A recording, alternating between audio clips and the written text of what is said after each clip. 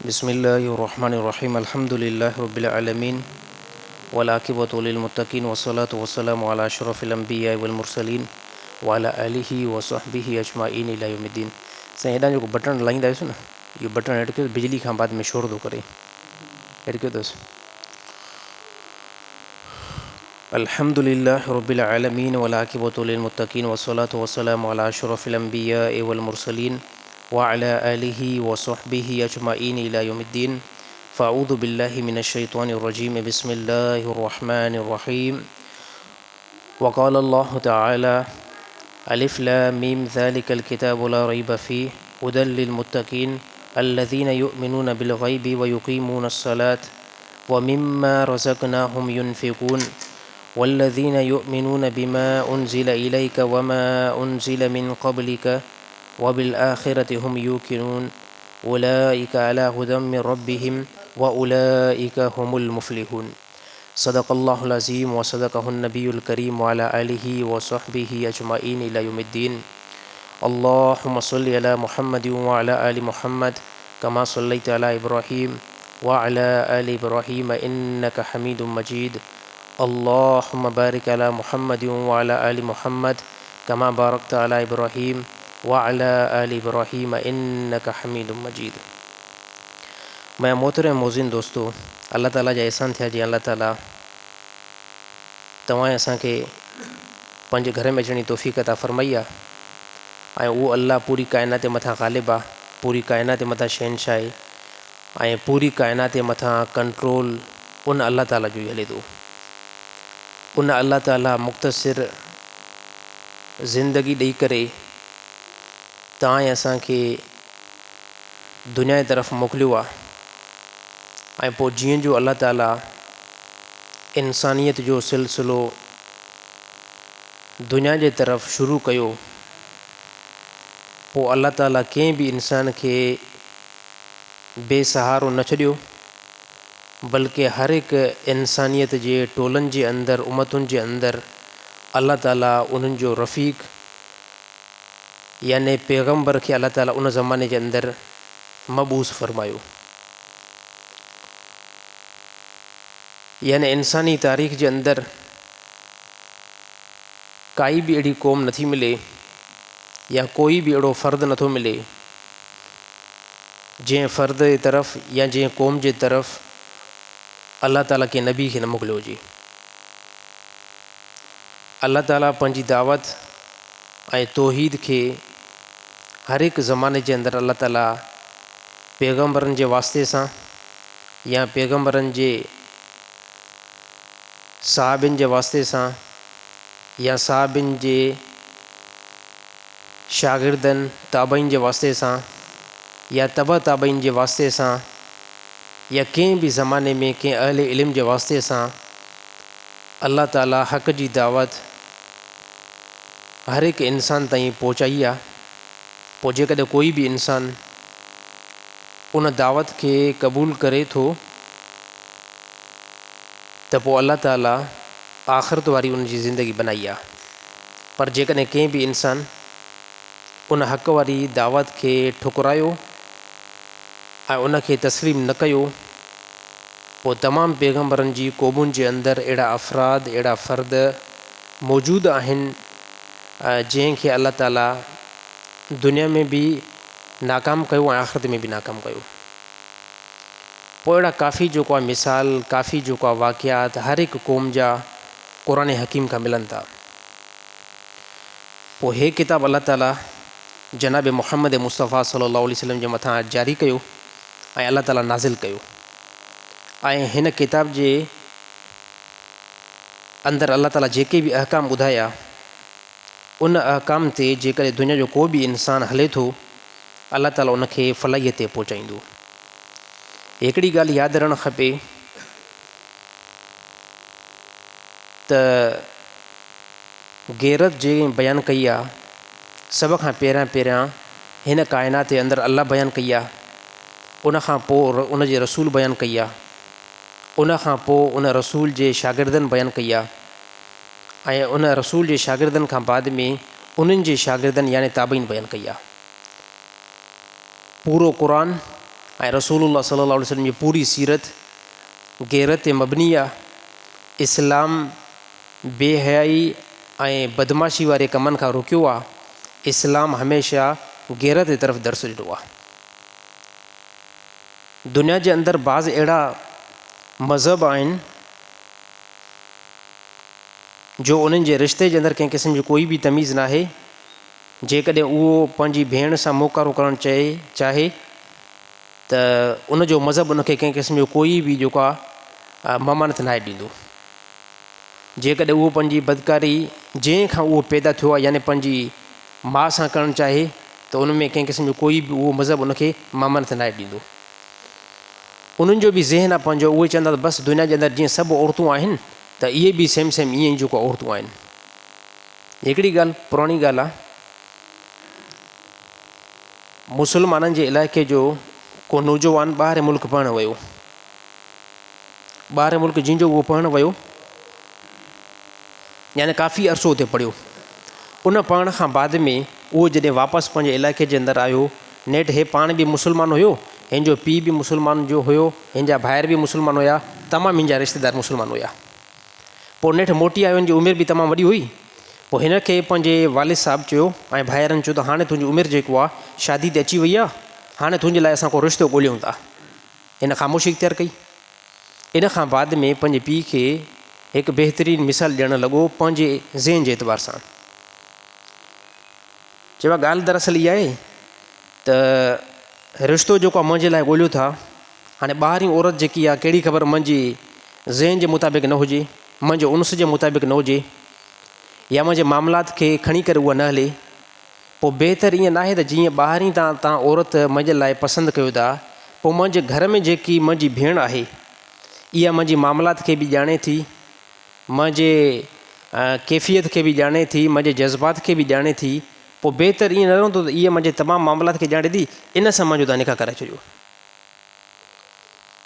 हाणे इहा ॻाल्हि जीअं थी त इस्लाम जे अंदरि कुझु न कुझु केतिरो बि मुस्लमान खणी हक़ीर हुजे, ईमान केतिरो बि उनजो कमज़ोर हुजे, पर इन मामला ते गैरत या जज़्बात उथंदा आहिनि। पोइ हिन खे पीउ जेको आहे मार ॾिनी, भाइरनि मार ॾिनी त तूं नेठि ॿाहिरि मुल्क वियो आहे, तालीम तोखे कहिड़ी मिली आहे? उन जो त उते त असां पढ़ियूं, उते त कंहिं क़िस्म जो कोई बि मसइलो न आहे।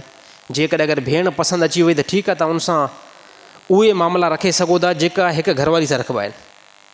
यानी इन मां मालूम थिए थो दुनिया जे अंदरि अहिड़ा बि मज़हब आहिनि जंहिं वटि हराम रिश्तनि जी बि कंहिं क़िस्म जी कोई बि तमीज़ न आई। अलाह ताला क़ुरान हकीम जे अंदरि साफ़ तौर ते फ़रमायो त तव्हांजी माउ खे तव्हांजे मथां असां हराम कयो आहे, तव्हांजी भेणुनि खे तव्हांजे मथां असां हराम कयो आहे, उन औरतुनि खे बि तव्हांजे मथां हराम कयो आहे जंहिं औरतुनि तव्हांखे खीरु पीआरियो आहे। वरी जंहिं तव्हांखे खीरु पीआरियो आहे, वरी उन्हनि जूं जेके धीरियूं आहिनि उहे बि तव्हांजे मथां हराम आहिनि। तव्हांजूं मासियूं तव्हांजे मथां हराम आहिनि, तव्हांजूं पुफियूं तव्हांजे मथां हराम आहिनि, तव्हांजूं ॾाॾियूं तव्हांजे मथां हराम आहिनि, तव्हांजूं नानियूं तव्हांजे मथां हराम आहिनि। हे तक़रीबन 10-12 अहिड़ा रिश्ता आहिनि जंहिंखे क़ुरान हकीम नस खां बयानु कयो त इन सां कॾहिं बि जेको आहे रिश्तो नथो थी सघे, ज़िंदगी में बि इन्हनि सां रिश्तो नथो थी सघे। अगरि कंहिं इन्हनि सां रिश्तो कयो त उहो बंदो काफ़िर थी वेंदो, मुस्लमान न थींदो। बाक़ी इन खां अलावा अलाह ताला अॻिते गुंजाइश ॾिनी, बाक़ी इन रिश्तनि खां अलावा जेके रिश्ता आहिनि उन्हनि सां निकाह करणु हलाल रहंदो, जाइज़ रहंदो। यानी ख़ुलासो इहो निकितो त इस्लाम हिकु उहो मज़हब आहे जेको इंसान खे दीन सेखारे पियो, माशरो सेखारे पियो, उन सां गॾोगॾु गैरत बि सेखारे पियो। दुनिया में अहिड़ा बि मज़हब आहिनि जेके ख़ुदा जी ज़ात जो इनकार कनि था। बाज़ अहिड़ा बि मज़हब आहिनि जेको कंहिं क़िस्म जो रसूलनि खे तस्लीम नथा कनि, अलाह खे तस्लीम कनि था, रसूलनि खे तस्लीम नथा कनि। अलाह ताला खां शुकुरु कयो त अलाह ताला हिकु अहिड़े मज़हब सां तव्हांजी वाबस्ती कई आहे जेको मज़हब हक़ आहे, जेको मज़हब इस्लाम आहे। ॾिसो, दुनिया में इहो मुमकिन हुयो त ख़ुदा तव्हांखे कंहिं ईसाई जे घर में पैदा करे, हिंदू जे घर में पैदा करे, यहूदी जे घर में पैदा करे, साईं मुमकिन हुयो, इहो मुमकिन हुयो। जीअं हिन टाइम केतिरा माण्हू ईसाई आहिनि, यहूदी आहिनि, इहो मुमकिन हो त ख़ुदा तव्हांखे कंहिं ईसाई घर में पैदा करे या यहूदी जे घर में पैदा करे या, पर हर टाइम शुक्र कंदा कयो त अलाह ताला तव्हांखे मुस्लमान घर में पैदा कयो आहे। पोइ हाणे हीअ किताब अलाह ताला जारी कई। हाणे हिन किताब जे असुली जेको मफ़हूम जी तरफ़ अचूं था, अलाह ताला फरमाए अलिफ लाम मीम। हाणे अलिफ लाम मीम जेके अल्फाज़ आहिनि इन खे अरबी में चइबो आहे हरूफ़ मुक़त्तआत। हरूफ़ मुक़त्ताअत जी माना छा आहे, मतिलबु छा आहे, इन जी माना ऐं मतिलबु रसूल बि बयानु न कई आहे, अलाह बि रसूल खे न ॿुधाई आहे। सुवालु हिकिड़ो थिए थो, जॾहिं इन अल्फाज़नि जी माना अलाह बि बयानु न कई, रसूल बि उम्मत खे न ॿुधायो, त पोइ नाज़िल छो थियो? हिकिड़ो सुवालु उथी सघे थो, हिकिड़ो सुवालु उथी सघे थो। इन जे अंदरि हिकमत आहे। ख़ुदा उन शइ खे नाज़िल कयो जंहिंखे तव्हां मुस्लमान सम्झो अथा, उन जे मथां त तव्हां ईमान आंदो आहे। अलाह ताला इन शइ खे मक़फ़ी रखियो, ॾिसां उन शइ खे मां नाज़िल कयां थो जंहिंजी माना ऐं मतिलबु मां अलाह नथो ॿुधायां रसूल खे, ऐं रसूल बि उम्मत खे नथो ॿुधाए। ॾिसां इहे मुस्लमान उन जे मथां ईमान आणनि था या नथा आणनि। तव्हां ऐं असांजो सभिनी जो ईमान आहे, जीअं पूरो क़ुरान हक़ आहे, ईअं ई इहे हरूफ़ मुक़त्ताअत बि अलाह ताला हक़ करे नाज़िल कया आहिनि। जीअं क़ुरान हकीम में किथे किथे ॾिसंदा हूंदो, किथे अल्फाज़ शुरू थियनि था सौद, किथे नून वल कलम वमा यस्तरून, किथे अलिफ लाम मीम, किथे हा काफ़ आइन सीन। इहे अल्फाज़ ॾिसो किथे किथे सूरतुनि में शुरू थींदा आहिनि। हाणे इहे हरूफ़ मुक़त्ताअत आहिनि, इन जी माना ऐं मतिलबु ख़ुदा बयानु नाहे कई, अलाह बयानु नाहे कई, रसूल बि उम्मत खे न ॿुधायो। बसि इन खे ख़ुदा पंहिंजे राज़ में रखियो आहे, इन खे ख़ुदा पंहिंजे राज़ में रखियो आहे, ऐं इहे अलाह ताला हिकमत जे तहत नाज़िल कया आहिनि। यानी हाणे अलाह ताला साफ़ तौर ते इहो बयानु करणु चाहे पियो, ज़ालिकल किताबु ला रैब फ़ीह। हाणे इन माना खे मां सम्झां थो, कंहिं हद ताईं इन माना खे तव्हां बि सम्झो था। तव्हां चओ था त अलाह ताला हीअ फ़रमायो ज़ालिकल किताबु ला रैब फ़ीह, हे किताब जेको असां नाज़िल कयोसीं, हिन में कंहिं क़िस्म जो कोई बि शक न आहे, हे अलाह जे तरफ़ां जेको नाज़िल थियो आहे।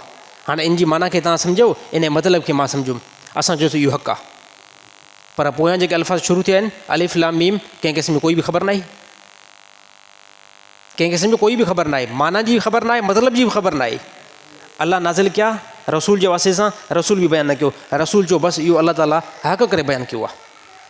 हाणे तव्हां ईमान जे मथां आणियो। अलाह ताला फ़रमाए ज़ालिकल किताबु ला रैब फ़ीह हुदल लिल मुत्तक़ीन, हे किताब जेको असां नाज़िल कयोसीं जनाब मोहम्मद मुस्तफ़ा सल्लल्लाहु अलैहि वसल्लम जे मथां, अलाह ताला फ़रमाए इन जे अंदरि हिदायत रखियल आहे, मुत्तक़ीन जे लाइ इन जे अंदरि असां हिदायत रखी आहे। मुत्तक़ीन छा खे चइबो आहे? जेको तक़वा इख़्तियार करे। तक़वा छा खे चइबो आहे? दिलि जे अंदरि ख़ुदा जो ख़ौफ़ लहे, इन खे तक़वा चइबी आहे। दिलि जे अंदरि ख़ुदा जो ख़ौफ़ लहे, इन खे तक़वा चइबी आहे। दुनिया जे अंदरि सभु इंसान बेरोज़ा लॻा पिया आहिनि। साईं ईसाई जेको आहे रोज़ो न रखे, यहूदी हिन टाइम रोज़ो न रखे, हिंदू हिन टाइम रोज़ो न रखे, मुस्लमान हिन टाइम रोज़ो रखे। वजह छा आहे? मुस्लमान खे ख़ौफ़ थिए थो त अलाह जेकी किताब नाज़िल कई आहे, इन में अलाह ताला फ़रमायो या अय्युहल्लज़ीना आमनू कुतिबा अलैकुमुस्सियामु कमा कुतिबा अलल्लज़ीना मिन क़ब्लिकुम लअल्लकुम तत्तक़ून। ए ईमान वारो तव्हांजे मथां असां रोज़ा फ़र्ज़ कया आहिनि। हाणे मुस्लमान खे ख़बर पवे थी, जीअं अलाह मूंखे पैदा कयो, जीअं अलाह ताला मूंखे बनायो, उन अलाह मुंहिंजे मथां हुकुम कयो आहे त तव्हां रोज़ा रखो, त इन जे करे मां रोज़ा रखां थो। हाणे इहो छा आहे? जेको ख़ौफ़ पैदा थिए थो, जेको ख़ौफ़ तव्हांखे राति जो विच हिसाब में उथारे करे तव्हांखां सेरी थो कराए, इहो छा आहे? इन खे तक़वा चइबी आहे। जेसि ताईं दिलि जे अंदरि ख़ुदा जो ख़ौफ़ नथो लहे, मामला सिधा न थींदा, न थींदा। अलाह जो ख़ौफ़ दिलि जे अंदरि लथो आहे, हाणे तव्हां नमाज़ जी तरफ़ बि ईंदव। ख़ुदा जो ख़ौफ़ दिलि जे अंदरि लथो आहे, तव्हां हराम कमनि खे छॾींदव। ख़ुदा जो ख़ौफ़ दिलि जे अंदरि लथो आहे त तव्हां जेको आहे व्याज खे छॾे ॾींदव। पर जेकॾहिं ख़ुदा जो ख़ौफ़ दिलि जे अंदरि न रहंदो, तव्हां सभु मासियत कंदव। काफ़ी मुस्लमान नज़र ईंदा आहिनि। आहे मुस्लमान ला इलाहा इल्लल्लाह चवण वारो, ला इलाहा इल्लल्लाह चवण वारो आहे, सूद कमु करे थो। हिन जावेद साहिब हिनखे थोरो अहिड़ी हिकिड़ी ईअं चाटी रखियनि, जीअं माना ईअं जुमे ताईं जेको आहे न ख़ामोशी इख़्तियार कनि। हिकु ख़ौफ़ ई अहिड़ी शइ आहे जेकी बंदे खे गुनाह खां रोकींदी आहे। अगरि ख़ौफ़ निकिरी वञे, ॾिसो काफ़ी हिन टाइम मुस्लमान नज़र ईंदा आहिनि जेके मुस्लमान व्याज जे अंदरि फाथल आहिनि। दिलि जे अंदरि ख़ुदा जो ख़ौफ़ न आहे, पर जेकॾहिं ख़ुदा जो ख़ौफ़ अची थो वञे, इहो बंदो इन कम खे छॾे ॾींदो। काफ़ी माण्हू इहो बि सुवालु कंदा आहिनि, साईं हिकिड़े माण्हू खे असां ॾिठोसीं जंहिंजी ॾाढ़ी बि बराबरि आहे, जंहिंजी पगड़ी बि बराबरि आहे, जंहिंजी सुनत बि बराबरि आहे, इन जे बावजूद बि गुनाहनि खे नथो छॾे, इन जे बावजूद बि गुनाहनि खे नथो छॾे। यादि रखणु खपे त जंहिं टाइम तव्हांजे दिलि खां ख़ुदा जो ख़ौफ़ निकिरी वियो, तव्हांजो लिबास दुरुस्त हूंदो, तव्हांजा मामला बिगड़ियल हूंदा। तव्हांजो लिबास बिल्कुलु सही हूंदो, लिबास ॾिसंदो त साईं खे बिल्कुलु VIP जुबो पातल आहे, पगड़ी बि पातल आहे, ॾाढ़ी बि सुन ते बराबरि आहे। ख़ुदा जो ख़ौफ़ दिलि खां निकिरे थो, उन ॾींहुं तव्हांजा मामला बिगड़ी वेंदा। पोइ तव्हां गुनाह जा कमु कंदव, मासियत कंदव, शराब पीअंदव, क़तल कंदव, तव्हांजो लिबास ठीकु हूंदो, तव्हांजा मामला ठीकु न हूंदा। छाजे करे मामला ठीकु न थिया? तव्हांजे दिलि मां ख़ुदा जो ख़ौफ़ निकितो आहे। या दुनिया जे कंहिं इंसान जो ख़ौफ़ थींदो आहे त असां उन शइ खां बची वेंदा आहियूं। डॉक्टर साहब कंहिं ज़माने में वियो दुबई जे अंदरि, डॉक्टर ख़ालिद महमूद साहब, अलाह ताला उनजी मग़फ़िरत अता फ़रमाए, अलाह ताला जन्नत में आला मक़ाम उनखे ॾे। बाक़ी कंहिं साथी ॿुधायोसीं कंहिं ज़माने में डॉक्टर साहब वियो हो दुबई UAE, उते जींजो वियो न, उते गाॾी में जींजो वेठो, कार में काफ़ी दोस्त अहबाब आया एयरपोर्ट तां खणण, त गाॾी में जीअं जो डॉक्टर साहब वेठो ऐं गाॾी हलणु शुरू थी वई, बिल्कुलु ॿुधाईंदो वॾा वसी रोड हुया, पोइ हली करे गाॾी हिकिड़ी जॻह ते बिल्कुलु ब्रेक हणी करे बीह रही, ऐं डॉक्टर साहब उन्हनि खां पुछा कयो त हिते कंहिं क़िस्म जो कोई बि रश न आहे, को इंसान बि न आहे, को माण्हू बि न आहे, 2-3 किलोमीटर ते कोई इंसान नज़र नथो अचे, हिते भला तव्हां गाॾी खे ब्रेक छो ॾिनी आहे, भला केरु ॾिसे हा, हिते केरु ॾिसे हा? त डॉक्टर साहब खे दोस्तनि चयो साईं हक़ीक़त में हिन टाइम कोई बि इंसान नथो ॾिसे, पर जिते असां ब्रेक ॾिनी आहे हिते असांखे कैमरा ॾिसे पियो, हिते असांखे कैमरा ॾिसे पियो, ऐं हिन कैमरा खां जेकॾहिं असां क्रॉस थी वञूं आहे, स्पीड में वञूं आहे, असांजे मथां फाइन लॻे हा, ऐं उन पैसनि खे मां परचेस न करे सघां। अहले इल्म हमेशह इंसान खे आख़िरत तरफ़ माइल कंदा आहिनि। त डॉक्टर साहब उते छा फरमायो, चए ए ख़ुदा जा बंदा, हिकु कैमरा खां, हिकु फाइन खां केतिरो ख़ौफ़ थियो जो तव्हां ब्रेक जेको आहे उते हणी विधी, अॻिते तव्हां क़दम न खयो, पोइ जंहिं टाइम मुस्लमान शराब पीए थो, इन टाइम छाजे करे नथो ॾिसे त मूंखे अलाह ॾिसे थो, जंहिं टाइम मुस्लमान क़तल करे थो, छाजे करे मुस्लमान इहा कैफ़ियत मालूम नथो करे त मूंखे अलाह ॾिसे थो, जंहिं टाइम मुस्लमान व्याज खाए थो, इन टाइम मुस्लमान खे ख़बर छाजे खां नथी पवे त मूंखे अलाह ॾिसे थो। दुनिया जे हिकिड़े कैमरे खां एतिरो ख़ौफ़ थिए थो, ऐं अलाह जेको हर हिकु शइ जे मथां ग़ालिब आहे, उन खां ख़ौफ़ छाजे खां नथो थिए? त हक़ीक़त में ॿाहिरि मुल्क में जॾहिं वञो न, तव्हां फाइन खां एतिरो लड़ाईंदो, उतां जा माण्हू एतिरो लड़ाईंदा हद खां वधीक, त साईं हिते ॾंड लॻंदो, हिते फाइन, हेतिरा हेतिरा असांखे पैसा परचेस करणा पवंदा। दुनिया जे कानून खां असांखे एतिरो ख़ौफ़ थींदो आहे, दुनिया जी हदुनि खां असांखे एतिरो ख़ौफ़ थींदो आहे, हे हद आहे, हे कंहिं मुल्क जी हद आहे, ऐं ॿुधाइनि था हिन हद खां तव्हां अॻिते तजावुज़ न कयो, अगरि तव्हां तजावुज़ कयो तव्हां मुजरिम थींदव, तव्हांजे मथां जुर्म जेको आहे लागू थींदो। यादि रहणु खपे, अलाह जा बि को दुनिया जे अंदरि सेम ख़ुदा जा ईअं हुदूद रखियल आहिनि, जंहिं जॻहियुनि खां, जंहिं रस्तनि खां, जंहिं कमनि खां ख़ुदा रोकियो आहे, रुकिजी पओ। दुनिया हिन टाइम तवील वॾी बाज़ार ख़बर न आहे पवंदी, दुनिया हले थी, तव्हां ईअं न सम्झो ईअं दुनिया हले थी, इन जे अंदरि तमामु इंसान गुनाह था कनि, मासियत था कनि, फ़र्क़ु कंहिं क़िस्म जो कोई नथो अचे। अलाह जो कसम मौत आयो, इन खां बाद में 2-4 वांगुरु फ़र्क़ुज़ार थी वेंदो, बिल्कुलु वाज़े तौर ते फ़र्क़ुज़ार थी वेंदो। ऐं काफ़ी माण्हू दीनदार थी करे, ॾिसो काफ़ी माण्हू इहा ॻाल्हि कंदा आहिनि न, त साईं हे ॾिसो, हे ॾाढ़ी रखे करे 2 नंबर कमु थो करे, पगड़ी पाए करे 2 नंबर कमु थो करे, मौलवी साहब थी करे 2 नंबर थो कमु करे। हिकिड़ी ॻाल्हि यादि रखंदा कयो, इस्लाम जे अंदरि ॾाढ़ी आहे, ॾाढ़ी जे अंदरि इस्लाम थोरी आहे। कंहिं चयो आहे त ॾाढ़ी जे अंदरि इस्लाम आहे? इस्लाम जे अंदरि ॾाढ़ी हूंदी आहे, हर ॾाढ़ी वारो क़ाबिले एतमाद बि न हूंदो आहे। कोई बि इंसान ॾाढ़ी रखे करे, ॾिसो रावेंड जेको आहे न, जिते तबलीग वारा वेंदा आहिनि, उते जेके बि तव्हांखे माण्हू नज़र ईंदा, सभु जेको आहे ॾाढ़नि सां तव्हांखे नज़र ईंदा। हालांकि उते बाक़ाइदे लखनि जे एतबार सां चोरी थींदी आहे, उते लखे रुपए जे एतबार सां चोरी थींदी आहे। कंहिं साथी मूंखे कारगुज़ारी ॿुधाई, चए रावेंड मर्कज़ जे अंदरि हिकिड़ो बंदो कूलर जेको आहे पाणी जे बहाने सां खणी पियो वञे,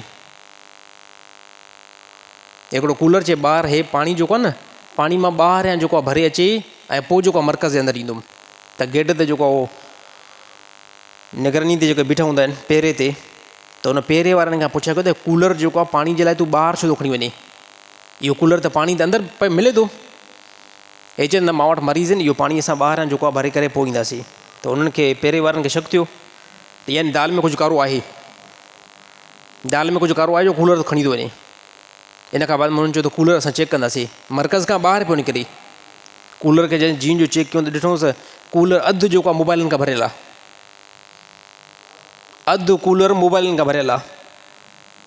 वठी करे जेको सोगो कयोसि, यानी चोर आहे त कूलर में मोबाइल विझी पियो वञे न, केतिरियूं अधु कूलर मोबाइलनि खां भरियलु आहे, त इन जे अंदरि केतिरियूं मोबाइलियूं हूंदियूं। त जेको चोर आहे ॾिसंदो सीधे तरीक़े सां मुंहिंजी चोरी न थी सघंदी, त उहो ॾाढ़ी रखे करे पोइ चोरी कंदो।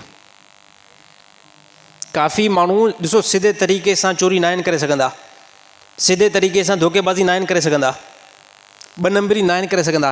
पोइ उहे छा चवंदा आहिनि त हा हाणे इहो तरीक़ो इस्तेमालु था कयूं, असां दीन जे रूप में अची करे ॿ नंबरी कंदासीं, दीन जे तरीक़े में अची करे असां धोखेबाज़ी कंदासीं। त उहे माण्हू उन तरीक़े सां अची करे चोरी कंदा आहिनि। त असां हाणे पकतोसि तबलीग वारा मार त न ॾींदा न, तबलीग वारा पुलिस जे हवाले बि न आहिनि कंदा। अगरि कंहिं चोर खे पकतऊं न, बाज़ औक़ात जेकर नंढी चोरी आहे त पुलिस जे हवाले न कंदा। पोइ ॿुधंदो उनखे जीन जो पकतऊं, पोइ चयूंसि हाणे हिनखे कमरे जे अंदरि वाड़ियोसि, 1000 रकायत नफ़िल जेको आहे हिते पढ़ायोसि।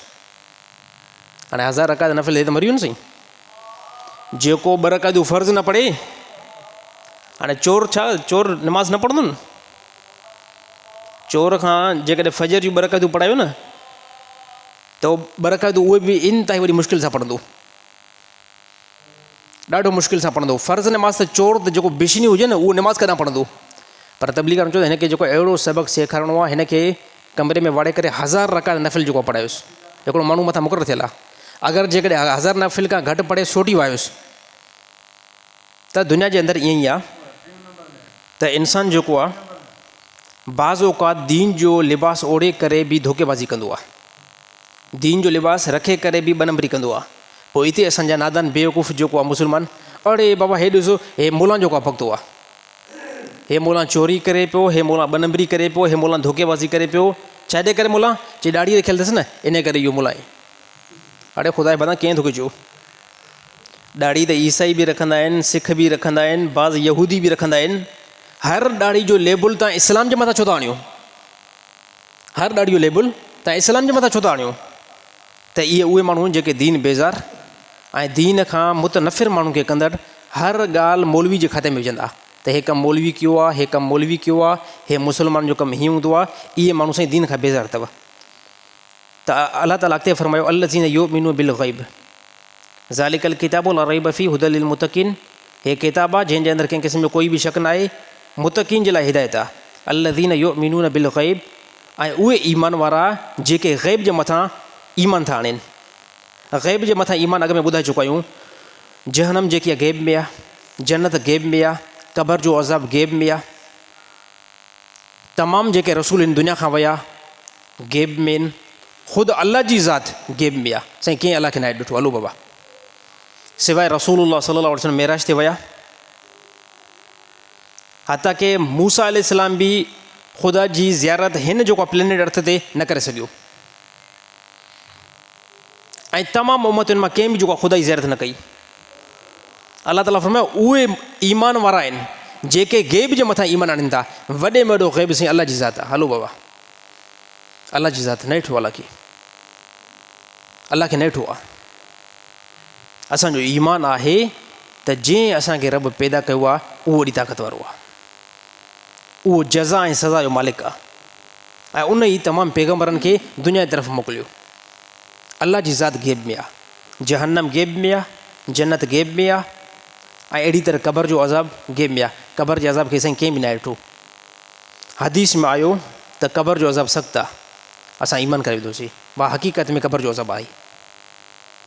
क़बर में राहत आहे, रसूलुल्लाह सल्लल्लाहु अलैहि वसल्लम बयानु कयो। अलाह जे नबी फरमाया क़बर में राहत आहे, ॾिठी कंहिं क़िस्म कोई बि न आहे। असां क़बर में राहत आहे, लबैक चयोसीं, इहो कौल नबी जो आहे। अलाह ताला फरमायो इहो ग़ैब आहे। जेकी शइ इंसान जे आॾो ज़ार न थिए उनखे ग़ैब चइबो आहे। अलाह ताला फरमायो उहे ईमान वारा आहिनि जेके ग़ैब जे मथां ईमान आणनि था। साईं त सभिनी जो ईमान ग़ैब ते आहे न, जहन्नम आहे न, थोरो हा कयो। जहनम आहे, जन्नत आहे, 1,24,000 पैगम्बर थी गुज़रिया आहिनि, अल्लाह जी ज़ात मौजूदु आहे, क़बर में अज़ाब आहे, राहत आहे, हे असां मुस्लमान जो ईमान आहे। ऐं इहो ईमान वॾे मक़ाम वारो ईमान आहे। अल्लाह जे नबी साहिबनि खां पुछा कयो, ए साहिबा अजीब ईमान कंहिंजो आहे? साहिबनि चयो साईं अजीब ईमान, अजीब ईमान, अजीब जे जिते लफ़्ज़ अचे न, यानी हैरत में विझंदड़, हैरत में विझंदड़ साहिबा कंहिंजो ईमान आहे? त पोइ साहिबा अदीब हुया, साहिबा हिकिड़े सवाल जो जवाबु ॾेई करे पोइ साहिबा या ॿिनि सवालनि जो जवाबु ॾेई करे साहिबा ख़ामोश थींदा हुया। इन खां बाद में चवंदा अल्लाह उनजो रसूल बहितर थो ॼाणे। अल्लाह जन पुछा कयो साहिबा अजीब ईमान कंहिंजो आहे? साहिबनि चयो साईं अजीब ईमान हैरत में ईमान विझंदड़ रसूलनि जो ईमान आहे। अल्लाह जे नबी फरमाया रसूल छॾे करे ईमान ख़ुदा ते न आणी, हालांकि रसूल जे मथां वही नाज़िल थी, रसूल छॾे करे अल्लाह जे मथां ईमान न आणी। साहिबनि ख़ामोशी इख्तियार कई। साहिबनि जो इहे जवाबु दुरुस्त न हुयो, साहिबनि ख़ामोशी इख्तियार कई। अल्लाह जे नबी वरी पुछा कयो। साहिबनि चयो साईं पोइ त जेको आहे त अजीब ईमान फ़रिश्तनि जो ईमान थी सघे थो, जेको हर हिकु टाइम तस्बीह में लॻा पिया आहिनि। अञा असां इंसान जेको आहे घर था वञूं, औलाद खे ॾिसूं था, फ़रिश्तनि खे त एतिरो बि टाइम नथो मिले। साहिबनि फरमायो या रसूल फ़रिश्तनि जो अहिड़ो ईमान थी सघे थो? अल्लाह जे नबी फरमाया न ए साहिबा, फ़रिश्ता छाजे करे अल्लाह जी आॾो इबादत न कनि, अल्लाह जे मथां ईमान आहिनि, हालांकि अल्लाह ताला उन्हनि खे पैदा कयो नूर खां, ऐं उहे हर टाइम अल्लाह ताला जी तस्बीह बयान में लॻा पिया आहिनि। कंहिं क़िस्म जो कोई उनखे घरवारी न आहे, न ई औलाद आहे, अल्लाह जी आॾो इबादत में लॻा पिया आहिनि, ऐं न ई उन्हनि जे पोयां का आज़माइश।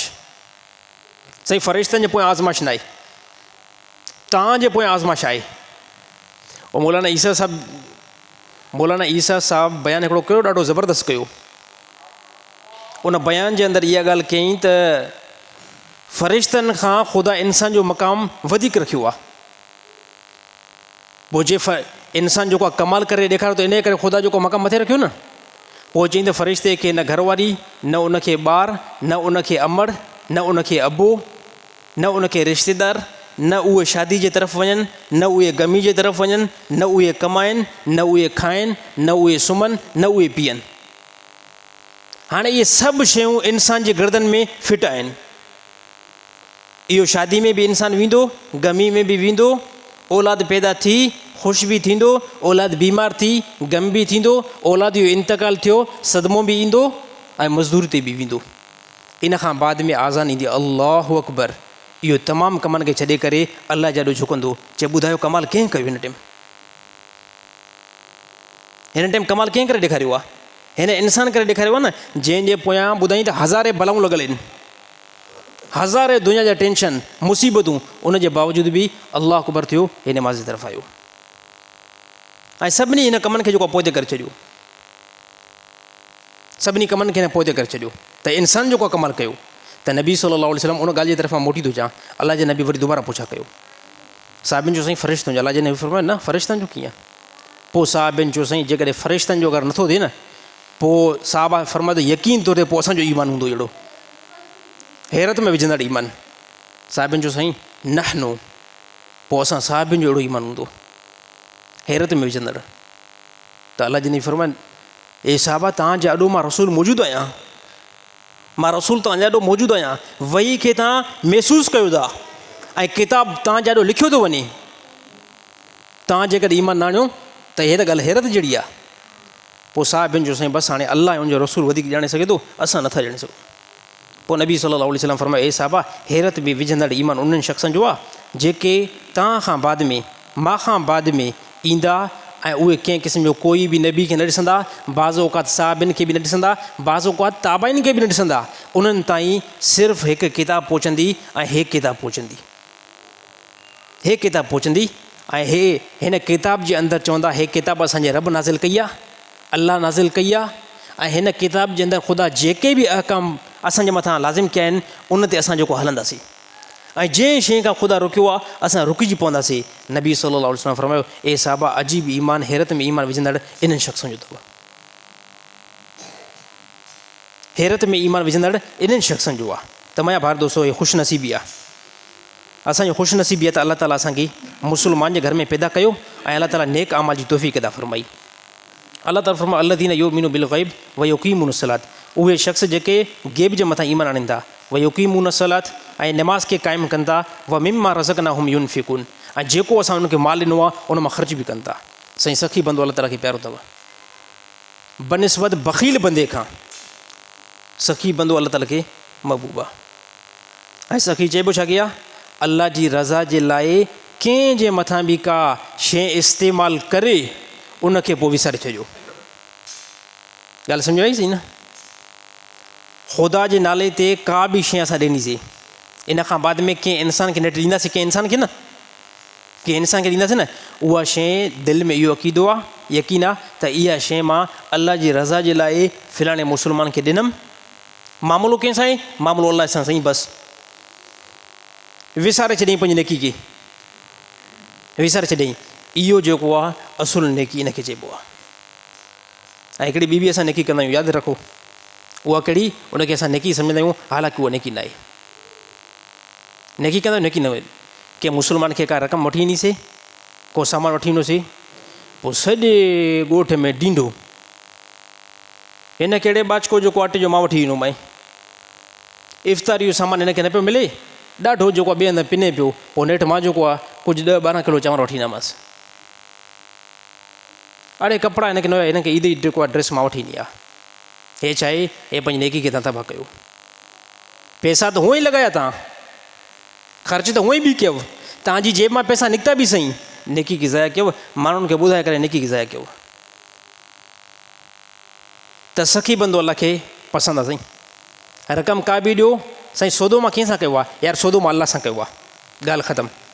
कंहिं बि इंसान खे ड्रेस वठी ॾिनमि, कपिड़ा वठी ॾिनमि, कंहिंखे घर तामीरात कराए ॾिनमि, कंहिंखे मजबूरी खां कढियुमि, इहो कंहिंजे मथां मां सौदो, कंहिंसां सौदो कयो आहे? इहो सौदो मां अल्लाह सां कयो आहे। ऐं साहब इन कम में जेको आहे वॾो अॻिते हुया। हिन ज़माने में असांखे मुस्लमान सखी जेको इंतिहाई घटि था नज़र अचनि। ऐं मुस्लमाननि जंहिं टाइम सखावत वारो रस्तो छॾियो ऐं बुख़ुल खे ख़रीद कयो, बुख़ुल खे ख़रीद कयो, ख़ुदा माल जी किलत करे छॾी।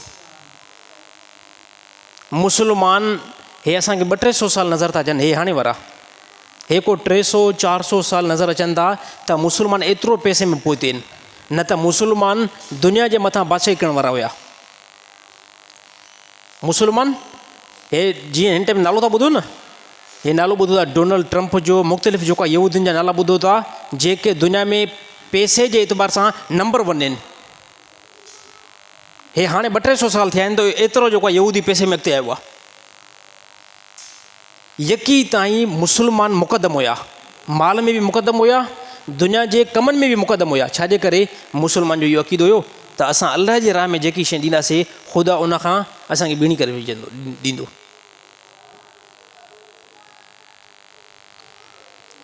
साहबी हुयो नबी सल्लल्लाहु अलैहि वसल्लम अबू ज़र ग़फ़ारी रज़ियल्लाहु ताला अन्हु। इहो साहबी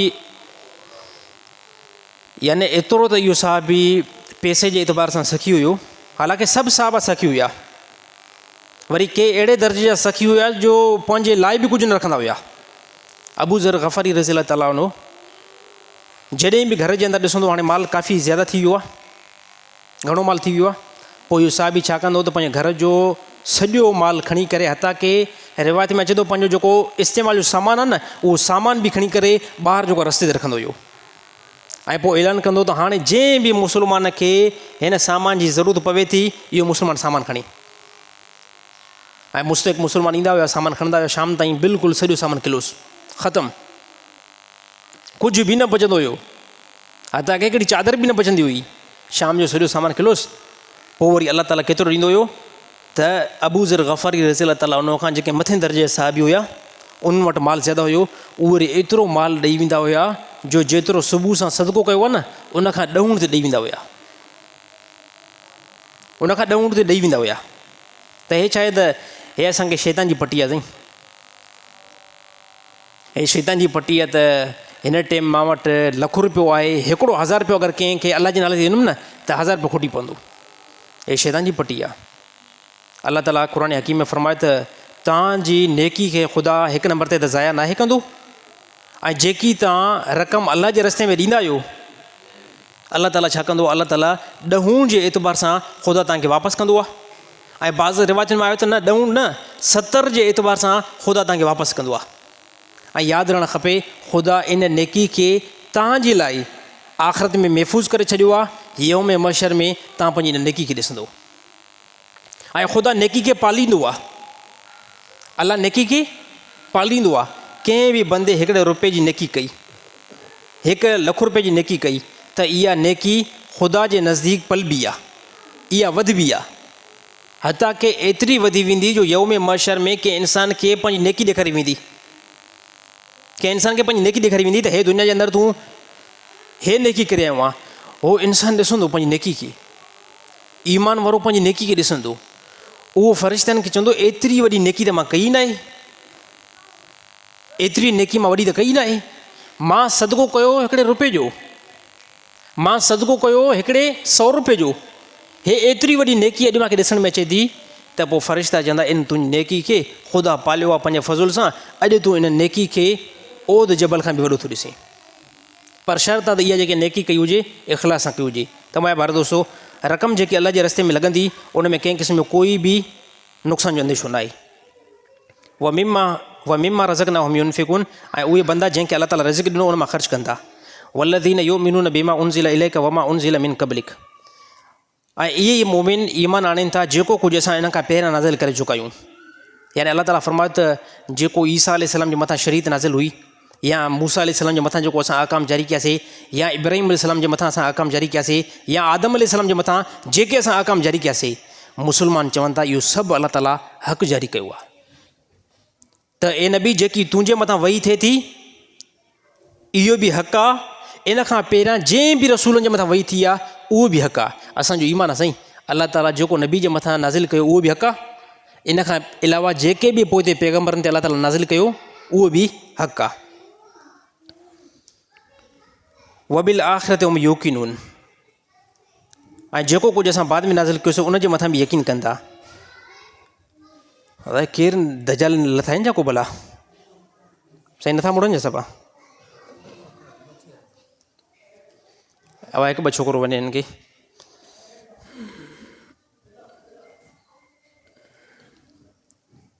लॻे थो ॿारनि ते पाबंदी लॻाइणी पवंदी।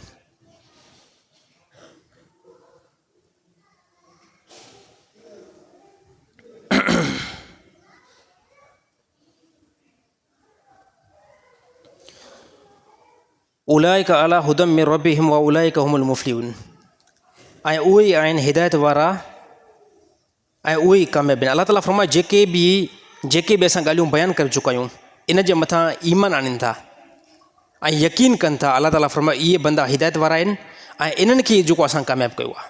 त मुंहिंजा भार दोस्तो, पूरे क़ुरान हकीम इंसान खे फलाहियत ते पहुचाए थो ऐं पूरे क़ुरान हकीम जो जेको बि हुकुम आहे उन ते असां लबैक चवण वारा थी वञूं।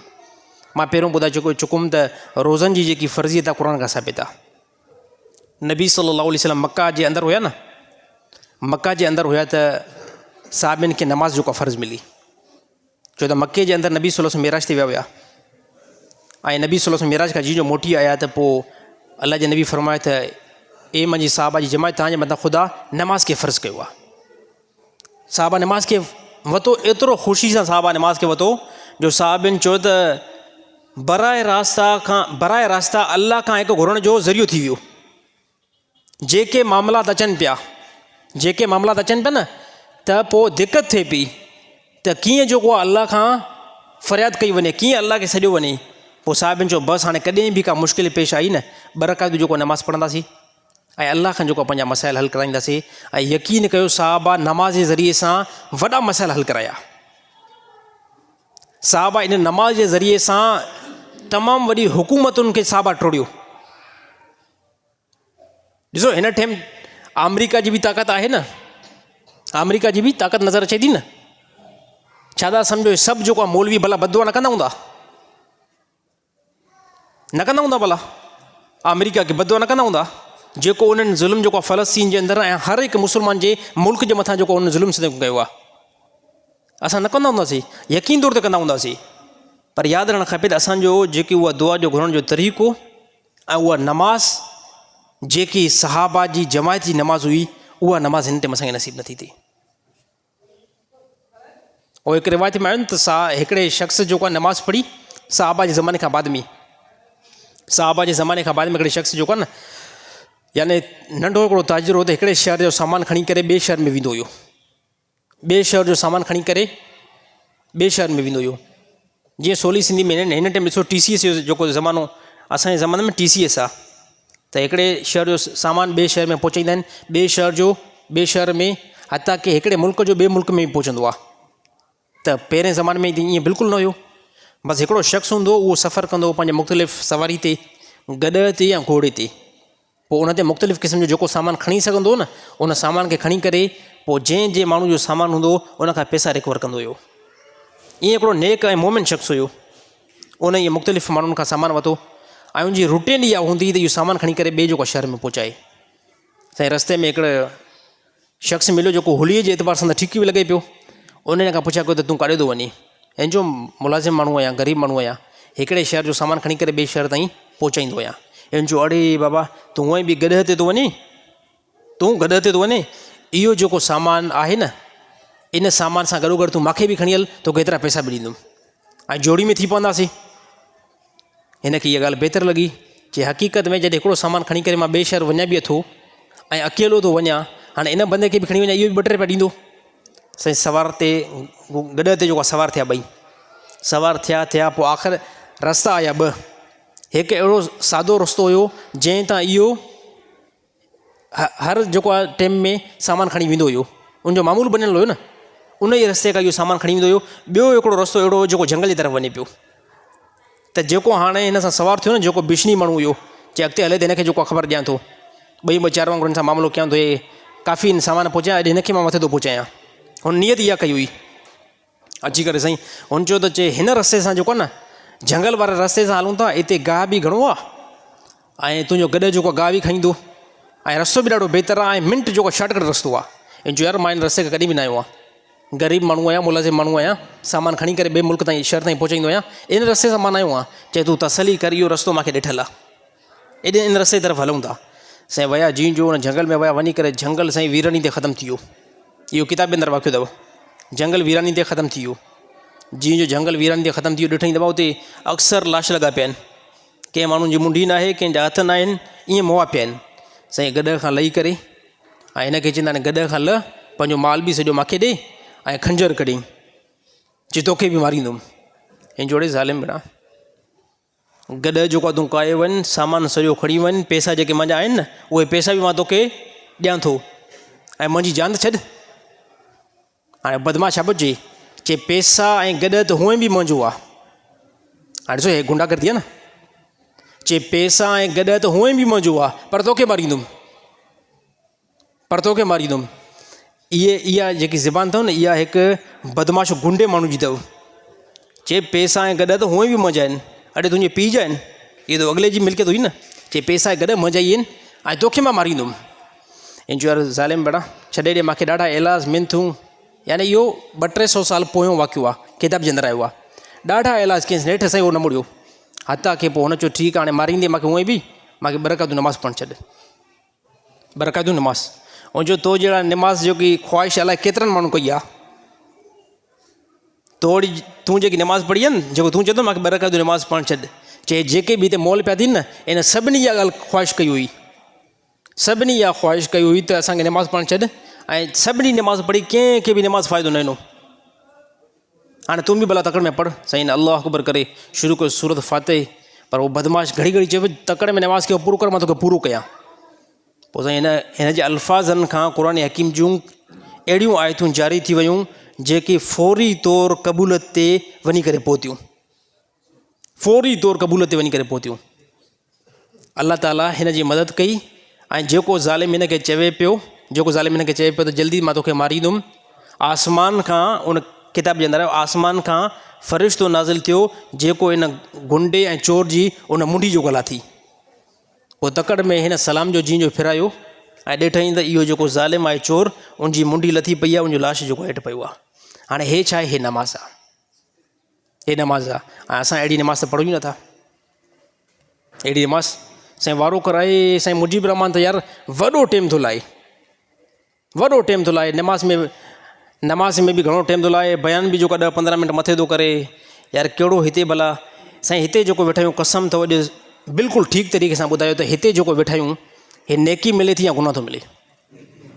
नेकी आहे न, पर नेकी में जेकॾहिं अगरि 5 मिंट वधी विया या 10 मिंट वधी विया को मसइलो आहे? ऐं यकीन तौर ते यौम मशर में हिते वेहण जो जेको बि टाइम आहे न, इन जी नेकी मिलंदी। ऐं कांगू साहब जो होटल ते जेको वेठो न, इन जो हिसाब वरितो वेंदो।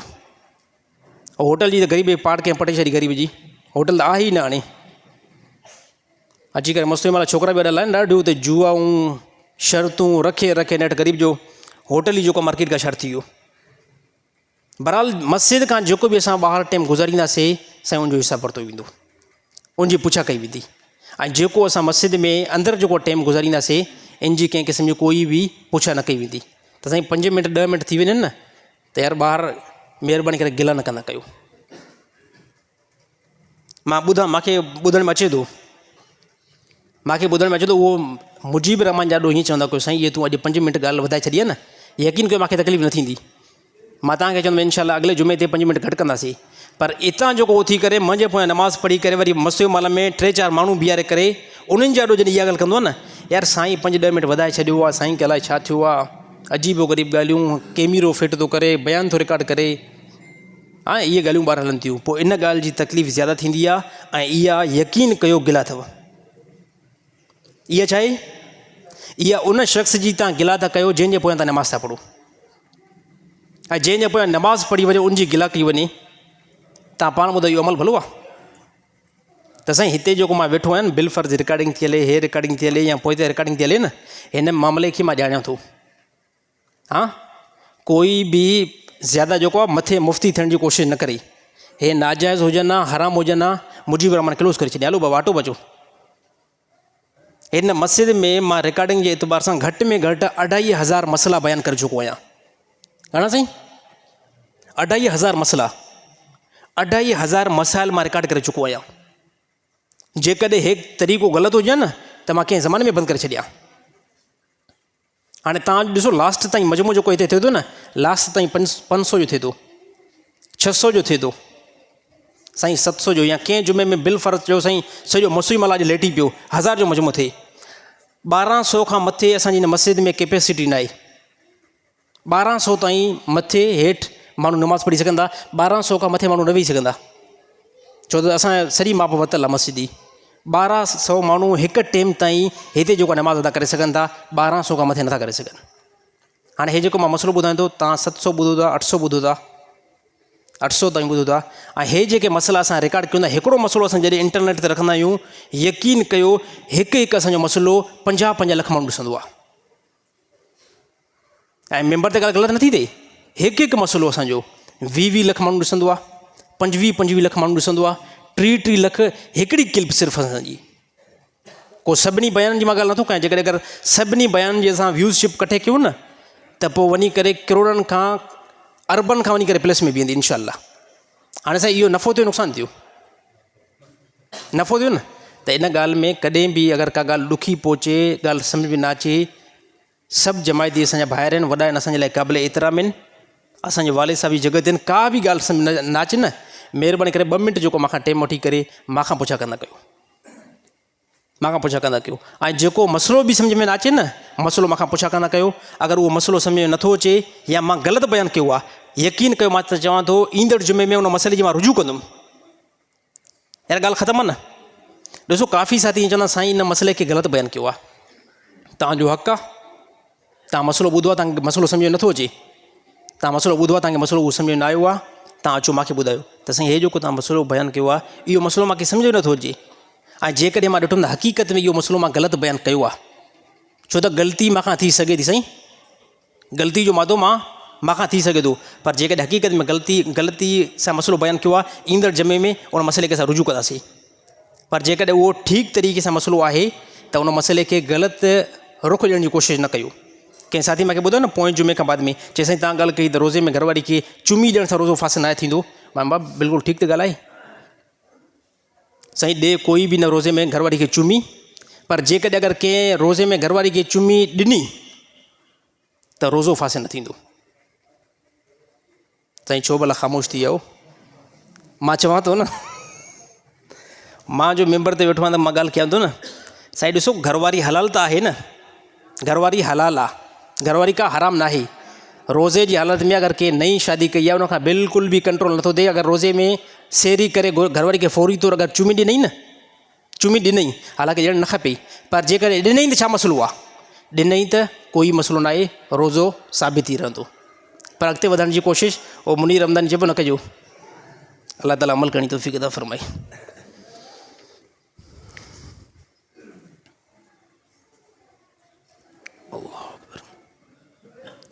रोज़े जी हालत में अगरि जिस्म मां रत निकिरी पवे कंहिं धक जे सबबु, छा उन सूरत में रोज़ो फासिद थींदो या न? न साईं, कंहिं क़िस्म में कोई बि रोज़ो फासिद न थींदो। रोज़े जी हालत में तव्हांखे धकु लॻो आहे ऐं उन धकु लॻण खां बाद में तव्हां खां रत निकिरी पई आहे न, कंहिं क़िस्म में कोई बि रोज़ो न वेंदो, रोज़ो साबित थी रहंदो। आसान अल्फाज़नि में इहो ॿुधाइणु चाहियां थो, तव्हां रत कढाई आहे कंहिं उज़ुर जे सबबु त बि रोज़ो फासिद न थी पवंदो। धकु लॻो आहे उन सूरत में रत निकिती आहे त बि जेको आहे रोज़ो फासिद न थींदो, रोज़ो साबित थी रहंदो। रोज़े जी हालत में शुगर वारो मरीज़ जेकॾहिं इंसुलिन इंजेक्शन लॻाए त छा उन सूरत में रोज़ो फासिद थींदो या न? न थींदो साईं। शुगर वारा मरीज़ आहिनि जेको इंसुलिन, न तोखे ख़बर आहे इंसुलिन आहे इंजेक्शन, इंसुलिन जेको आहे इंजेक्शन लॻाइनि था, जेके ख़ासि करे मां सम्झां धुन में लॻायो वेंदो आहे, त उन में रोज़ो फासिद न थींदो, रोज़ो साबित थी रहंदो आहे। कोई बि मसइलो न आहे। रोज़े जी हालत में इहो मरीज़ शुगर वारो इंजेक्शन लॻाए सघे थो, रोज़ो साबित रहंदो। रोज़े जी हालत में मंगेतर सां गपशप करणु कीअं आहे? नाजाइज़ ऐं हराम अमल आहे। रमज़ान खां पहिरियां बि नाजाइज़ आहे। मंगेतर निकाह में न आहे। ॻाल्हि सम्झ में अची वई न साईं? मंगेतर निकाह में न आहे। रोज़े जी हालत में जेकॾहिं कोई चए थो मां मंगेतर सां गपशप कयां थो न, रोज़े जी नेकी ख़तमु थी वेंदी, ज़ाइल थी वेंदी। रमज़ान खां पहिरियां बि मंगेतर सां फ़ोन ते हलो हाय करणु हराम आहे, नाजाइज़ आहे। छाजे करे नाजाइज़ आहे? त मंगेतर सां साईं निकाह न आहे थियल। जेसि ताईं कंहिं औरत सां निकाह न आहे थियल तव्हांजे लाइ हराम आहे। तव्हां चओ साईं नाले थियल आहे, इहा ॻाल्हि ईंदी न, साईं नाले थियल आहे, हेतिरो सारो पैसा ॾिना आहिनि, अञा ताईं भला घरवारी न आहे या? इस्लाम चए थो घरवारी न आहे, शरीयत चवे थी घरवारी न आहे। शरीयत चवे थी उन टाइम हलाल थींदी जंहिं टाइम मौलवी खां निकाह पढ़ायो, उन टाइम जेको हलाल थी वई। बाक़ी मंगेतर सां रोज़े हालत में गपशप करणु, रोज़े मां नेकी ख़तमु थी वेंदी। अलबत्ता रोज़ो फासिद त न थींदो, बाक़ी रोज़े मां जेकी नेकी आहे उहा ख़तमु थी वेंदी। अगरि को शख़्स चवे त मां रोज़ो तो लाइ रखियो आहे ऐं हे रोज़ो तोखे ॾींदुमि, छा हक़ीक़त में उहो रोज़ो उनखे मिली वेंदो या न? न साईं, बदमाशी आहे। काफ़ी दोस्त हूंदा आहिनि न, अड़े यार तूं मुंहिंजो सभा सिर जो साईं आहे, मां रोज़ो तो लाइ रखियो आहे ऐं रोज़ो तोखे थो ॾियां, हितां सां ठगी थो करे, इहो रोज़ो इन जो ई थींदो, इहो रोज़ो इन जो थींदो। हर हिकु आकिल ऐं बालिग मुस्लमान जेकॾहिं अगरि रोज़ो रखियो, उहो रोज़ो उनजो पंहिंजो काउंट थींदो। साईं ॻाल्हि सम्झ में आई न? उहो रोज़ो उनजो पंहिंजो काउंट थींदो। बाक़ी हे हिकिड़ो ईअं सम्झो दिलि खे टेक ॾिनी थी वञे। काफ़ी घरवारी में मुड़ुसनि खे ख़ुशि कंदियूं आहिनि न, त जेके मां रोज़ा रखिया आहिनि 30, इहे रोज़े में तेकू ॾींदी पई आहे, हा इहे सभु रोज़े ते ॾियनि। यार हे तोखे इहो तोखे चई करे तोखां 5-6 हज़ार ईद जी ख़र्ची कढणु चाहे थी। घरवारी जेकॾहिं अगरि 30 बि रोज़ा रखिया आहिनि ऐं मुड़ुस खे चवे थी 30 रोज़ा में तेकू ॾींदी पई आहे, त इहे 30 रोज़ा घरवारी जा शुमार कया वेंदा, मुड़ुस खे हिकिड़ो बि न मिलंदो। हा, ऐं जेकॾहिं मुड़ुसु जेको आहे घरवारी खे चए थो मां 30 रोज़ा रखिया आहिनि, इहे 30 रोज़ा मां तोखे थो ॾियणु चाहियां, बदमाशी आहे साईं। हे टीकर ॾेई करे का रक़म कढी वेंदी, पैसो कढियो वेंदो, बाक़ी जेको रोज़ा रखे थो उहो रोज़ा उनजा काउंट थींदा, ॿियो कंहिंजा बि न थींदा। रोज़े जी हालत में नेह कटणु कीअं आहिनि? बिल्कुलु जाइज़ आहे, कटे सघो था, कोई बि मसइलो न आहे। रोज़े जी हालत में नेह कटणु, रोज़े में अगरि शैतानी ख़्वाबु ॾिठुमि पर कपिड़नि ते कंहिं क़िस्म जो कोई बि पलेती जो असरु न हुयो, छा गुस्ल लाज़िम थींदो या न? इन मसइले खे चङी तरह जेको सम्झो। कंहिं मुस्लमान रोज़ो रखियो, रोज़े रखण खां बाद में सुम्ही पियो, ख़्वाबु ॾिठईं जीअं घरवारी सां बंदो हमबिस्तरी कंदो आहे, अहिड़ो ख़्वाबु ॾिठईं ऐं कुझु लज़त बि महसूसु ख़्वाब जे अंदरि थी आहे, ऐं सुबुह सां या उथण खां बाद में पंहिंजे कपिड़नि खे चेक कंदो। कपिड़नि ते अगरि हिकिड़ो बि टुपको पलीती जो लॻल आहे, तुंहिंजे मथां गुस्ल जेको हाणे फ़र्ज़ु आहे। पर जेकॾहिं कपिड़नि ते कंहिं क़िस्म जो कोई बि पलीती न आहे, कोई बि पलीती जो असरु न आहे, त तुंहिंजे मथां गुस्ल फ़र्ज़ु न आहे, भले तूं राति जो ख़्वाबु ॾिठो हुजे।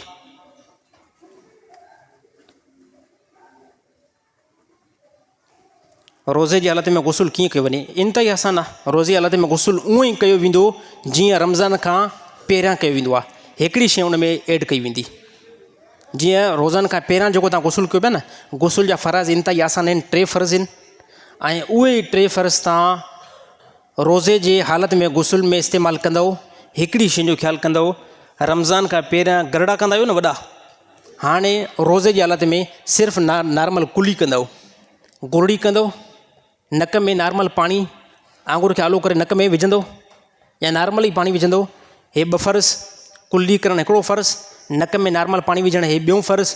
3 नंबर ते पूरे जिस्म ते एतिरो पाणी वाहींदव जीअं हिकिड़ो वार बराबरि बि बदन ख़ुश्क न रहे। तव्हांजो सॼो जिस्म तर थी वियो, तव्हां जनाबत खां पाक थी विया आहियो, हाणे नमाज़ ऐं क़ुर पढ़ी सघो था, कोई बि मसइलो न आहे। न साईं मां गुरड़ा कंदो आहियां, वॾा गुरड़ा कंदो आहियां। हाणे वॾा गरड़ा जेकॾहिं अगरि तव्हां कया, हलक में पाणी थोरो बि लथो, रोज़ो तव्हांजो वियो। छा थियो साईं? रोज़ो वियो। त रोज़े जी हालत में गुस्ल में नॉर्मल गुरड़ियूं कयूं वेंदियूं। कीअं साईं? इंतिहाई नॉर्मल, वॾा गरड़ा बिल्कुलु न कया वेंदा। गुर्दनि जो मरीज़ या शुगर जो मरीज़ रोज़ा रखे या न? गुर्दनि जो मरीज़ ऐं शुगर जो मरीज़ रोज़ा रखे या न, इन जे लाइ हिकिड़ो हुकुम आहे। गुर्दनि जो मरीज़ आहे, शुगर जो मरीज़ आहे, सभ खां पहिरियां उहो रोज़ो रखंदो, पाण खे आज़माईंदो त ॾिसां हाणे ॾींहं में कहिड़ी कैफ़ियत थी बीहे।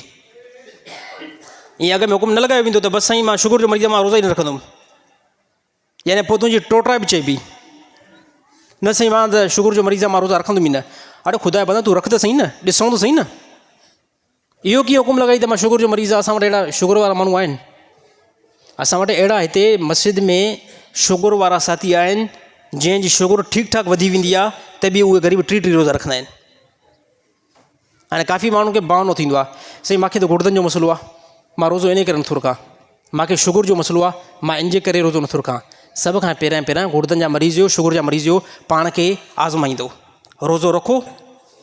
हाणे रोज़े रखण खां बाद में जेकॾहिं अगरि कैफ़ियत ख़राबु थी वई, तबियत इंतिहाई ख़राबु थी वई, हाणे तव्हां रोज़े खे भञी सघो था, गुनाह कंहिं क़िस्म जो कोई बि न मिलंदो।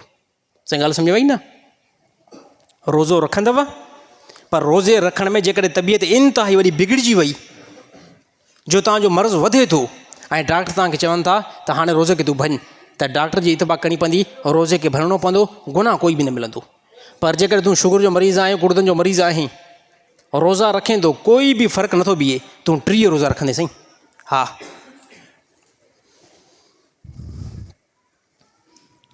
रमज़ान में जेके औरतूं मख़सूस अयाम जे करे रोज़ा न आहिनि रखंदियूं, छा उन्हनि जा रोज़ा, छा उहे उन्हनि रोज़नि जी क़ज़ा रमज़ान खां पोइ कंदियूं या न? बिल्कुलु कंदियूं साईं। अगरि के बि औरतूं, सभिनी औरतुनि खे रमज़ान जे महीने में मेंसिस ईंदा आहिनि, उन मेंसिस में कंहिं औरत जा 7 रोज़ा घुसी वेंदा आहिनि, कंहिंजा 10 रोज़ा घुसी वेंदा आहिनि, कंहिंजा 8 रोज़ा घुसी वेंदा आहिनि, त हाणे रमज़ान खां बाद में गैर रमज़ान में इहे औरतूं इन रोज़नि जूं क़ज़ा कंदियूं। पर मूंखे नथो लॻे त असांजे हिन इलाइक़नि में औरतूं जेके बसि चवंदियूं आहिनि त जेके रोज़ा रमज़ान में रखियासीं सो रखियासीं बसि, हाणे जेके क़ज़ा थिया आहिनि उहे विसरी वेंदा आहिनि का बसि, वरी ॿियो रमज़ान अची वेंदो।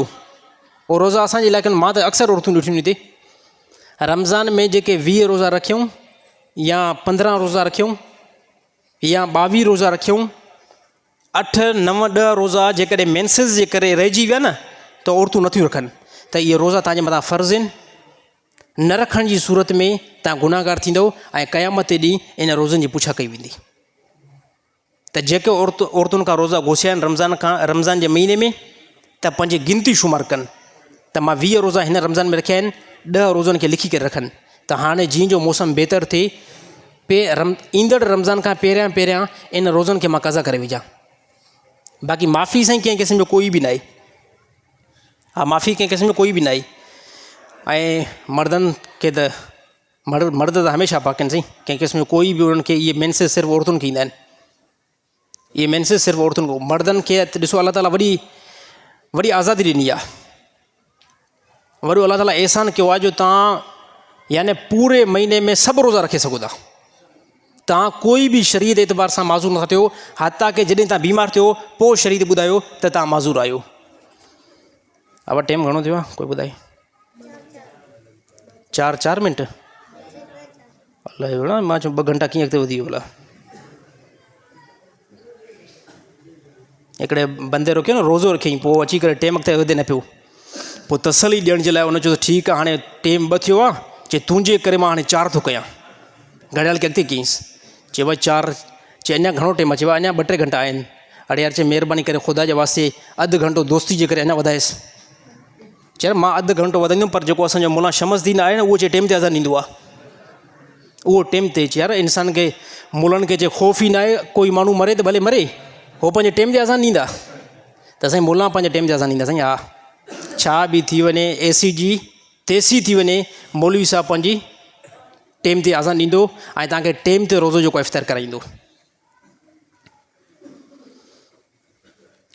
अगरि कंहिं शख़्स रोज़े जी हालत में घरवारी सां हमबिस्तरी करे विधी त उनजो छा हुकुम आहे? रोज़ो भॼी पवंदो? घरवारी खे रोज़ो हुयो, मर्द खे बि रोज़ो हुयो, यानी ईअं सोली सिंधी में ईअं सम्झो ज़ाल मुड़ुस खे रोज़ो हुयो, ऐं रोज़े जी हालत में जेकॾहिं कंहिं बि घरवारी सां हमबिस्तरी कई त उनजो हुकुम इहो ई आहे त ज़ाल जो बि रोज़ो वियो, मुड़ुस जो बि रोज़ो वियो, गुनाहगार बि थिया, शरीयत हिननि जे मथां कफ़ारो बि लाज़िम कयो आहे। हाणे कफ़ारो कहिड़ो आहे? कफ़ारो इहो आहे त हाणे इहे 60 जेको आहे रोज़ा लगातार रखनि। हे त 3 न पिया रखे सघनि, हाणे ॾिसो शरीयत ॾंड लॻायो, हाणे 60 रोज़ा इहे ज़ाल मुड़ुस लगातार रखंदा, लगातार। ऐं इन खां बाद में जेकॾहिं अगरि 60 रोज़ा लगातार नथा रखे सघनि त इस्लाम जेको ॿियो ऑप्शन ॾिनो त एतिरो कयो त 60 मिसकीननि खे सुबुह शाम मानी खारायो, पोइ तव्हांजो इहो कफ़ारो जेको आहे गुनाह जो मिटिजी वेंदो, मिटिजी वेंदो। त जेकॾहिं अगरि नई शादी थियल आहे न त रोज़े रखण खां बाद में पोइ बेगम खे जेको आहे ॿऊं ॿधो, छो महिरबानी करे तूं ॿिए कमरे में वञी करे सुम्ह ऐं मां ॿिए कमरे में सुम्हां थो। छाजे करे? अगरि रोज़े जी हालत में हमबिस्तरी थी वई त जेको कफ़ारो लॻे थो न मथां कफ़ारो, उनखे तूं बि परचेस न करे सघंदीअं ऐं मुंहिंजो अबो बि उनखे न भरे सघंदो।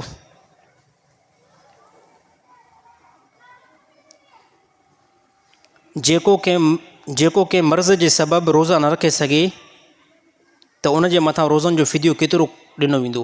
अच्छा, उहो मरीज़ रोज़ा नथो रखे सघे, शरीयत उनजे लाइ फ़िदिये खे बयानु कयो आहे जंहिंजी सिहत सही थियण जी उमेदु ख़तमु थी वञे। तव्हां ॻाल्हि सम्झ में अची वई? उहो मरीज़ रोज़े जो फ़िदियो ॾेई सघे थो जंहिंजी सिहत सही थियण जी उमेदु ख़तमु थी वञे। यानी डॉक्टर ॿुधाइनि त हाणे हमेशह तूं ईअं मरीज़ रहंदे, बसि कॾहिं बि जेको तूं सिहत वारो न थींदी, या अहिड़ो पोड़ो थी वियो आहे जो हाणे हे अॻिते रोज़ा ई न रखे सघंदो, त उनजे लाइ पोइ शरीयत इहो हुकुम ॾिनो त हाणे बसि इहो अहिड़ो मरीज़ आहे जो कॾहिं बि तंदुरुस्त न थींदो। त हर साल में रमज़ान त अचे थो न, त पोइ शरीयत ॿुधायो इहो बसि हाणे रोज़े जी फ़िदियो ॾींदो। ऐं फ़िदियो केतिरो आहे? 1 रोज़े जो फ़िदियो 2 किलो कणिक जे 2 किलो कणिक या उनजो रेट 1 रोज़े जो, ऐं 3 रोज़नि जो तक़रीबन मां सम्झां थो 1.5 मण कणिक बीहे थी। हा साईं, जेकॾहिं 2 किलो खे कन्वर्ट कयो वञे 3 रोज़नि सां त 60 किलो थींदो न, 1.5 मण थींदो न। हा, त 1.5 मण जेको आहे साईं उनजे मथां फ़िदियो जेको आहे लाज़िम थींदो। मथां नौजवान ॿुधी करे चयो साईं असां रोज़ा नथा रखूं, असांजो जेको फ़िदियो, तव्हांजो फ़िदियो न हलंदो। फ़िदियो उनजो हलंदो जेको इंतिहाई पोड़ो थी चुको आहे, कॾहिं बि रोज़ो न रखे सघंदो, हिन जी तबियत अहिड़ी आहे, या अहिड़ो मरीज़ जेको कॾहिं बि सिहत वारो न थी सघंदो, त उहो फ़िदियो ॾेई सघे थो। ऐं फ़िदियो 1 रोज़े जो 2 किलो कणिक आहे। जेकॾहिं हिन रक़म खे असां 3 रोज़नि सां कैलकुलेट कयूं था त तक़रीबन 7-8 हज़ार या 9 हज़ार जे क़रीब बीहे थी। इहो उहो शख़्स फ़िदियो ॾिए जेको रोज़ो रखण जो उमेद ई न करे। तिलावत वारे सजदे करण जो को तरीक़ो अॻ में ॿुधाए चुका आहियूं। तिलावत वारो सजदो, हाणे ख़ासि करे सभई अल्हम्दुलिल्लाह क़ुर पढ़नि था न साथी, तिलावत वारे सजदे का नियत बि कुझु बि न आहे। बीठा आहियो, अल्लाहु अकबर करे सजदे में हलिया वञो, सुबहान रब्बियल आला, सुबहान रब्बियल आला, सुबहान रब्बियल आला, अल्लाहु अकबर करे मथे थियो, बसि हे तिलावत जो सजदो आहे। साईं तिलावत जो सजदो छा खे चइबो आहे? साईं ॿियनि खां पुछा कयूं था, तिलावत जो सजदो कंहिंखे चइबो आहे? तिलावत जो सजदो छाखे चइबो आहे, उहो हथ मथे करे सादी। अच्छा, हेॾां कोई ॿुधाए मूंखे, तिलावत जो सजदो छाखे चइबो आहे? हिन क़ुर में घणा सजदा आहिनि? थोरो आवाज़ सां ॿुधायो। हा, पोयनि जी भलाई थी वेंदी न, पोयनि ॿुधी वरितो हाणे। साईं हिन क़ुर हकीम में 14 सजदा अथव। घणा? 14 सजदा आहिनि। असां तिलावत कंदा आहियूं, पोइ सजदे जो उते अल्फाज़ ईंदो आहे, जिते अलाह ताला जो हुकुम थींदो आहे त ईमान वारो सजदो कयो, त पोइ उन टाइम फौरी तौरु सजदो करिणो पवंदो आहे। इनखे छा चइबो आहे? इनखे चइबो आहे तिलावत वारो सजदो। उन सजदे खे अदा करण जो तरीक़ो सिर्फ़ु इहो ई आहे त बंदो बीठो आहे या वेठो आहे, अलाह अकबर करे सजदे में वेंदो, सुबहान रबियल आला, सुबहान रबियल आला, सुबहान रबियल आला, अलाह अकबर करे उथंदो। बसि कोई बि सलाम वरण जी इजाज़त न आहे। कोई बंदो सूफ़ी न थिए साईं सलाम हाणे सजदो कयुमि, सजदो बि कयुमि, हाणे चयुमि अस्सलामु अलैकुम वरहमतुल्लाह, अस्सलामु अलैकुम वरहमतुल्लाह, कोई बि ज़रूरत न आहे। अलाह अकबर करे सजदे में वञो, तस्बीह पढ़ो, अलाह अकबर करे सजदे खां उथो, हे बसि तिलावत सजदे जो हुकुम आहे। रोज़े जी हालत में अगरि कंहिं जानवर खे ज़िबह कयो त रोज़े ते कोई असरु ईंदो? कोई बि न ईंदो असरु। बिस्मिल्लाह करे ज़िबह करे छॾियोसि। रोज़े जी हालत में कुकड़ खे ज़िबह कयो, बकरे खे ज़िबह कयो, मेंह खे ज़िबह कयो, छेले खे ज़िबह कयो, ऐं छेले खे ज़िबह करे पोइ साईं मुजीब रहमान ने बि इफ़्तारी लाइ कुझु खणी अचो। अलाह ताला अमल करण जी तौफ़ीक़ अता फ़रमाए। कोई बि न खणी ईंदो आहे साईं, कंहिं आमीन बि न चयो।